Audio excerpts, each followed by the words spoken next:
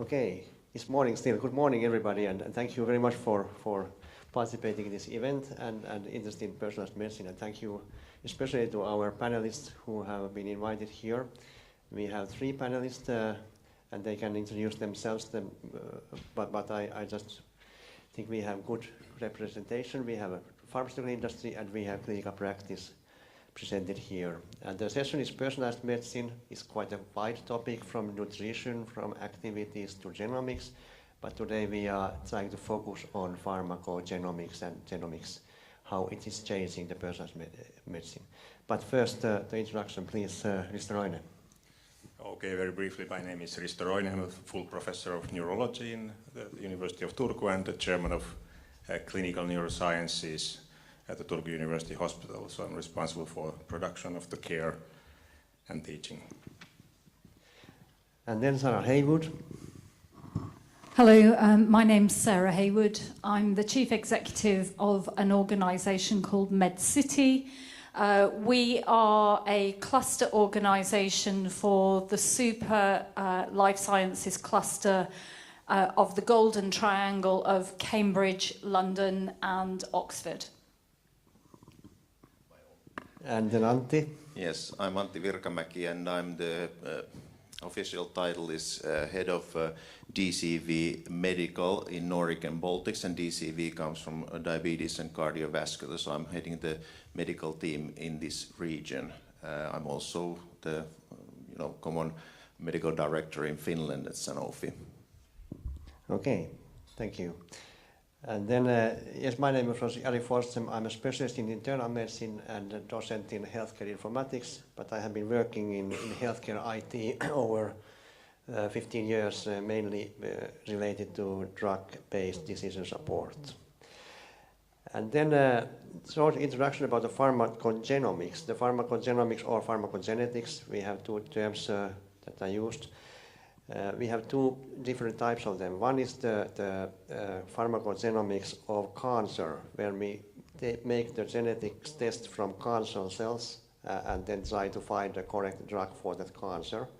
And then this is quite popular because new targeted drugs are coming to market in increasing speed. But then there's also another part of pharmacogenomics where we use more traditional drugs and analyze the germ cell, the normal healthy cell of the people, and now are able to check how the drug is metabolizing in the patients. And we have known for decades that there have a lot of differences in population how they metabolize drugs, and today it has become possible to define it with genetic testing. And my first question is that perhaps for everybody, starting with Risto, what's your experience? Have you had any clinical experience in that? And what's your opinion how this might change the healthcare in the future? Yes, I'm sure it will profoundly change the healthcare in the future. Probably there will be a time when we use full genome for every patient, and then that will sort of semi-automatically direct the way how we are choosing suitable drugs for our patients. But that time is not here yet, so it's coming.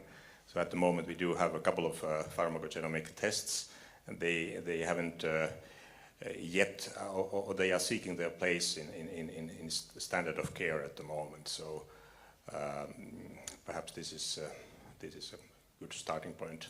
The others can continue. I'm not a clinician. My perspective on this is really around the developments that are taking place in the UK around the increasing use of genomics and genetic sequencing to support precision medicine and personalised medicine. The most advanced example of this, of course, in the UK is the 100,000 Genome Project, which has been going for a number of years. But this year will complete the sequencing of the 100,000 patients and family members that were to be recruited to this project. And the important piece is that this is not just a research project, but it's connected to our National Health Service. And a key part of the overarching project has been around the creation of a set of specialist centres, genomic medicine centres, that are starting to use the data. So this is really the first time at a system level that we're seeing the use of data from big genomics projects being used to support decision making by clinicians within the National Health Service in the UK. Yes, I see it the same way like Risto described. I think the pharmacogenomics and actually the genomics in general, the use of it in healthcare system and the regular healthcare is going to be profoundly changing how we deal with diseases, how we deal with prognosis management or selection of pharmaceutical agents. My position from the pharmaceutical company is that, of course, any means which can define better the population where this pharmaceutical innovation would be used will increase its value, whether it's better efficacy in that population or better safety. That will increase the value, and then we are certainly very interested to follow the progress, but it's not here yet, but we have to take these first steps. Risto has something to add. And pharmacogenomics has the potential to identify patients in which a given drug doesn't work at all, or works poorly, or possibly poses a hazard to the patient. So this really has a great potential for the future, I think. Yeah. In these summaries of product characteristics, the Pharmacogenetic texts in Finland, they have some mentions in pharmacogenomics, CPIC enzymes, etc. But so far, very few doctors have ordered these tests. And perhaps my question here is, what do you see is the way forward? Is it from the academy or from the authorities or from drug industry? Who should be active in promoting this new thing? We have compared different countries. For example, in the States, the use of pharmacogenomics is much larger, but there at least one explanation is that doctors are more afraid of the lawyers, and that's why they have started to use it. In Finland, we don't want to make lawyers too active here, but do you see who should take the active role here? I could start. If you have this kind of, I think it's a very practical approach already related to selecting the perfect drug. For these ones which we have some pharmacogenomic database available, in any kind of offering, there has to be an immediate value for the one who orders it, and there has to be also an infrastructure which supports that behavior. So that's why it's difficult for pharmaceutical industry, for example, to be the payer of the test unless there's an immediate mechanism how the drug would be, for example, reimbursed in this patient. And this mechanism, at least in Finland, we don't have yet. But this would be a link. Yeah, Risto. Yeah, but I mean, I think we are coming to the stage of value-based medicine at some point, and there are some medical companies and some device companies that have already advocated this. And if we have a drug that doesn't work at all in every third patient, for example, because of genetic reasons, so I think looking at the principles of value-based medicine, I think it should be the responsibility for the producer of the drug to organize for this testing, and of course it should be taken into account in the pricing process of the drug itself, but it hasn't so far. So immediately we can't do that. But for future drugs, we should. Everyone has to play ball. Yeah, it's certainly the case in the UK that reimbursement of drug costs sits in a separately from the standard package of care. So I think that the model really depends very much on the applicability of the test to the broader care pathway versus decision making around the use of specific drugs. So certainly from the UK perspective, there cannot be a one size fits all. I think it will be taken on a case by case basis, but clearly a diagnostic that sits alongside decision making around a particular drug, there should be mechanisms to be able to package those together, because it's clearly within the interest of the healthcare system not to give products to patients where you will see no response. It's also in the interest of the pharmaceutical companies. We want to show the value of the innovations we have. And sorry, just to follow up, I think also there's a really important role in incorporating some of the diagnostic tests into the clinical trial process as well. So to your question about who takes the lead in terms of bringing these things in, I think that certainly there is a role within the academic setting, but in the clinical development setting, to show how specialist diagnostics can sit alongside the decision making as part of the clinical trial process. Risto has something to add. Currently, the number of drugs in which pharmacogenomics is of crucial importance is quite limited, but I think it's going to increase. There's also another concept of a non-responder. So when the drug really doesn't work very well, there are also other reasons than genomic reasons for that. So pharmacogenomic testing can never be the only solution to identify those patients for whom a given drug doesn't work or would not fit, but it's one of them. Or even general genomic analysis, because some drugs just don't work if they are not taken. Adherence is a really important thing. That's true. Yeah, perhaps we can make a difference with very old traditional drugs and new drugs. And with the old drugs, we have found a lot of new information in pharmacogenomics during the past years, and that's why, for example, drugs like codeine, clopidogrel, that are out of patent protection already. They have companies, 10 or 15 companies, selling copy products of the molecule.